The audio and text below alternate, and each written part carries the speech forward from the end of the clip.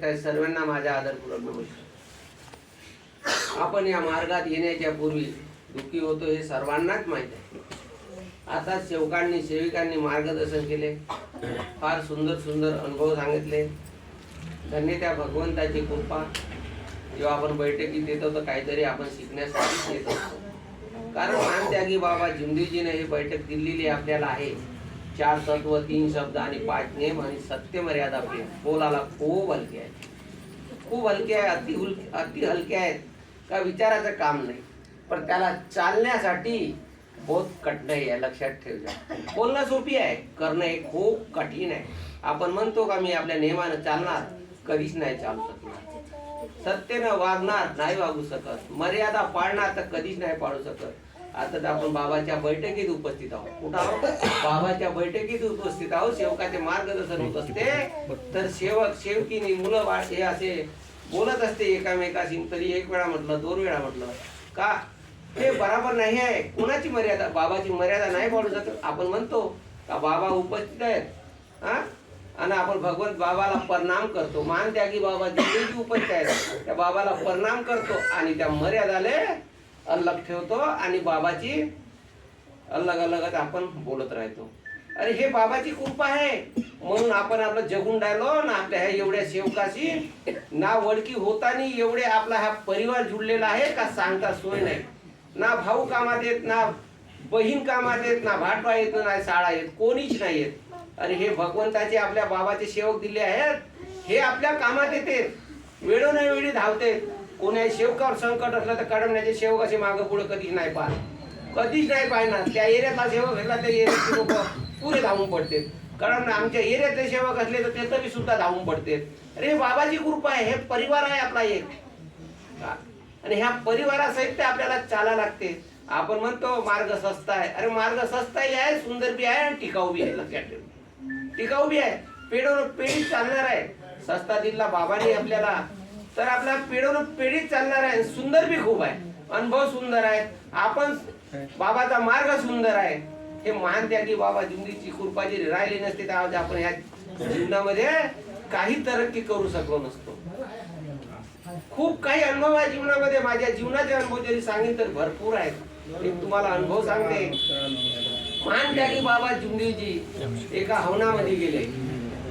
Nagpur city मध्ये हवन होतं. बाबा एक बी हवन सोडत नव्हते त्या काळामध्ये. आज आपण सेवक चर्चा बैठक असली तरी चर्चा बैठकीत आपण येऊ नाही शकत, येऊ नाही शकत. आपण म्हणलं का बैठक आहे, थंडीच आहे, थंडी आहे म्हणतो, कधी म्हणतो आम्हाला कामच आहे.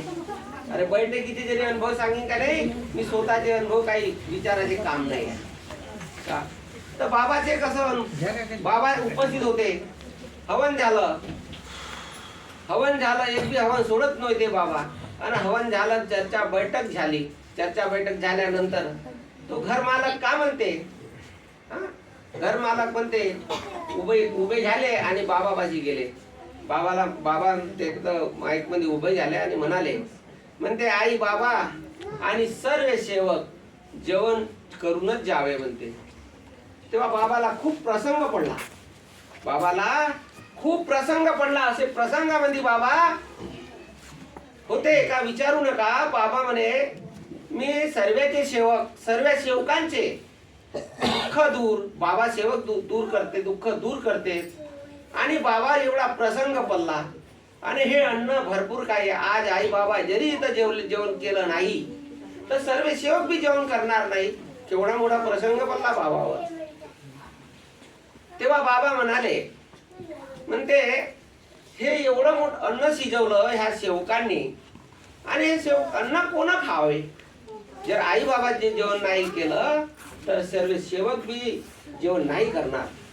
हे बाबा म्हणाले का सेवकांना मी पहिलाच सांगते, एवढं मोठं कार्यक्रम कशाला करता, एवढं मोठं कार्यक्रम तुम्ही कशाला करता. हे बाबाचे आदेश होते. आणि आज आपण सेवक करे, एखाद्या सेवकाला म्हणलं अरे बाबा तू आपली परिस्थिती पाहून पाह, कर, हे कर, तसं कर, आपल्या हिसाबाने कार्य करा. बाबा 5 सेवक घेऊन हवन कार्य करून घेत होते आणि त्यांच्या घरी तीर्थ प्रसाद घेऊन सगळ्यांनी बाबा घरी जाऊन जेवण करत होते. ते बाबा होते. आपण कोण आहोत? नाही त्या सेवकाने तसं करायला पाहिजे, त्या सेवकाने तसं करायला पाहिजे. हर कार्यकर्त्याची इच्छा असते. तो कार्यकर्ता म्हणजे त्या सेवकांना नाही हे असं कर, त्या सेवकांना तो कार्यकर्ता म्हणजे त्या सेवकाला तू असं कर. हे बाबाचे हे वाक्य नव्हते, बाबाचे हे वाक्य नव्हते. आजकाल कार्यकर्त्याचे वाक्य होऊन पडलेले आहे. चला असू द्या, ते भगवंताची कृपा होती तेव्हा बाबांनी सांगितलं का म्हणते सर्व सेवक जेवण करतील, सिर्फ फक्त आई बाबा जेवण करणार नाही. बाबाचा आदेश आणि आपण आदेश का पाळतो? सत्य मर्यादा प्रेमाचे आदेश पाळतो. सकाळच्या विनंतीमध्ये दिलेला आहे का आदेशाचे वेळोवेळी मी पालन करणार. करतो का? नाही करत, नाही करत. कोण मला असं वाटत नाही, नाही करू शकत. वेळोवेळी बाबाच्या आदेशाचे पालन केले आणि आई बाबांनी जेवण नाही केलं तिथं आणि सर्व सेवकांनी जेवण केलं. जेवण केल्यानंतर बाबा सर्वांचे जेवण झाले. त्यानंतर मध्ये बाबा घरी आले. रात्री 2 वाजले. 2 वाजता जाऊन घरी आई बाबांनी घरी जेवण केलं. तेवढी बाबाची कृपा महान आहे. धन्य ते बाबा. जसे खूप खूप असे तर माझ्या जीवनामध्ये तर भरपूर उपकार आहेत. मी तर 7 पिढ्या बी जन्म घेईन का नाही तरी माझे उपकार नाही फेडू शकत. जेव्हाही माझ्यावर संकट येतात त्या संकटे अशी माझे बाबा स्वतः उपस्थित धावून येतात आणि वेळोवेळी मला साथ देतात. कारण भरपूर आहे. कारण सांगायला बसलं तर भरपूर आहे, लेकिन वेळ फार म्हणजे कमी आहे. अजून तुम्हाला अजून एक अनुभव सांगितलं तर काही भरपूर आहेत. एक अजून नवीन एक अनुभव सांगतो तुम्हाला. त्या बाबाच्या काळातलंच आहे, ह्या काळातलं नाही आहे. त्या बाबाच्या उपस्थितली गोष्ट आहे. एका सेवकाच्या मुलावर दुःख होते, खूप दुःख होते, खूप दुःख होते. त्यांचे 1 ऑपरेशन झालं, 2 झालं, तिसऱ्यांदा बाबाच्या मार्गामध्ये आले तरी पण त्यांच्यावर दुःख कमी नाही झाले. बाबाच्या मार्गात आले परंतु दुःख कमी नाही झाले. जेव्हा त्या मुलाला भरती केलं दवाखान्यामध्ये, त्यांना रक्ताची जरूरत होती, त्यांना रक्ताची जरूरत होती. तेव्हा त्याच्यापाशी पैसे नव्हते. ते म्हणते आता कसं करायचं. तिला असं आठवलं भगवंताची कृपाच असते. ते बाबापाशी गेली. बाबापाशी गेल्यानंतर बाबाला म्हणाले का बाबा आमच्यापाशी पैसा नाही आणि मुलाला रक्त द्यायचं आहे. डॉक्टर म्हणतात का रक्त लागते. म्हणते बाई तू बाबापाशी जा आणि विनंती कर आणि ते तुझे जे प्रश्न आहे त्या बाबाला सांग. तर बाबाने म्हटलं का मी सांगतो तुला. बाबाने तुझे प्रश्न तू बाबाला सांग. आणि आपण म्हणतो त्या सेवकाला विचारतो, त्या सेवकाला विचारतो हे असं का घडलं, तसं का घडलं. पण नाही, बाबाचे शब्द होते त्या बाबाला तू विनंती कर. ते प्रश्न जेव्हा दवाखान्यामध्ये गेली तर डॉक्टर कधी कोणाला रक्त देते का? नाही देत, नाही देत ना. अरे बाबाची कृपा महान झाली.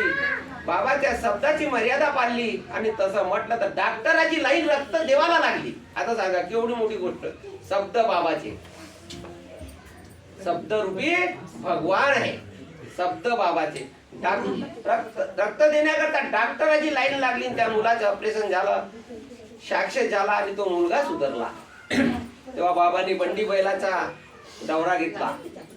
बंडी बैलाचा दौरा घेतला आणि मोहाणी शाखेमध्ये गेले. त्या सेवकांच्या घरी गेले.